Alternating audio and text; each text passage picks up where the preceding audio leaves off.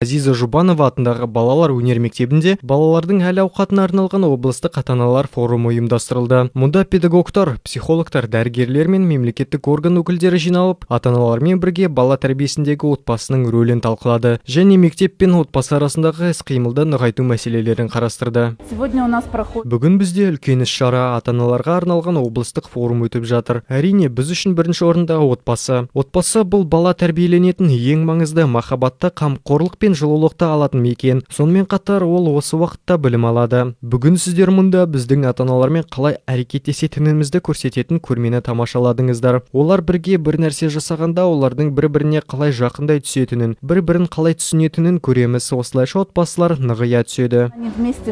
Форум алаңында ата-аналар тәрбие мәселесін талқылап қана қоймай, кәсіби көмек те ала алды. Мамандар отбасыларға кеңес беріп, жасөспірімдерге қиын өмірлік жағдайда қайда жүгінуге болатынын айтып берді. Біз бүкіл қаланы қабылдаймыз, ақысыз.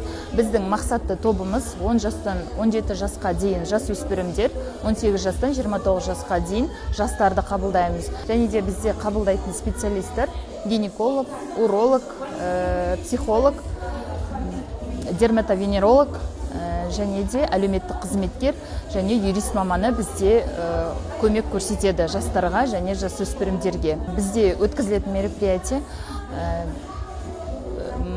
эмоцияны қалай өзіңде ұстау, және де қалай шығару, және де бізде көбінде қазір өткізілетін мероприятияда тақырыптарымыз наркомания, лудомания, сол тақырыптарда біз көбінде жұмыс жасаймыз. Балалар мен ата-аналардың бірлескен шығармашылық көрмесі форумның ерекше бөлігіне айналды. Мұнда ұлттық нақышта орындалған ұрпақтар сабақтастығы мен отбасылық дәстүрлерді бейнелейтін жұмыстар ұсынылды. Балалардан қолдан жасаған ұлттық нақыштағы бұйымдарды осы көрмеге алып келіп отырмыз.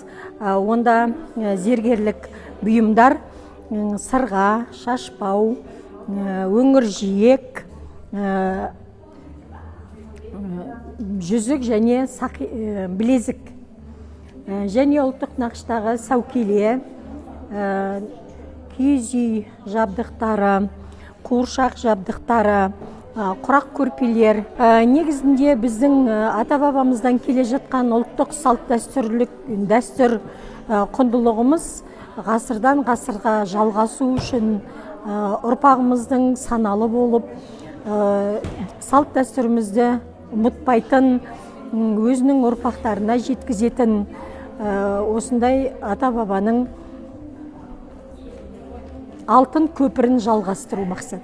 Мұндай форумдар бала тәрбиесіне қатысушылардың барлығының күш-жігерін біріктіруге көмектеседі. Өйткені отбасы, мектеп және қоғамның бірлескен жұмысы ғана балалардың қолдау мен сенімділікті сезінуде және өз болашағын нық қадаммен құруына жағдай жасайды.